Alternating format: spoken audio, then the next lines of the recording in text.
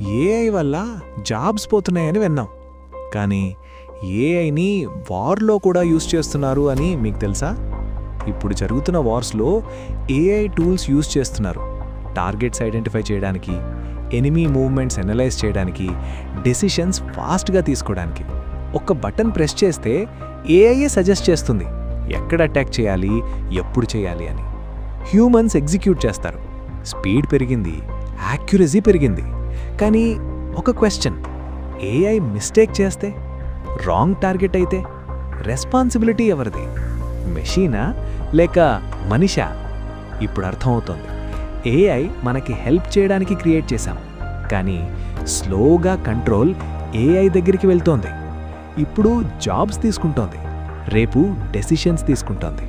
మరి ఫ్యూచర్లో వార్ కూడా ఏఐ డిసైడ్ చేస్తే హ్యూమన్ ఫ్యూచర్ సేఫా, లేక మనమే క్రియేట్ చేసిన టెక్నాలజీ మన బిగ్గెస్ట్ డేంజర్ అవుతుందా?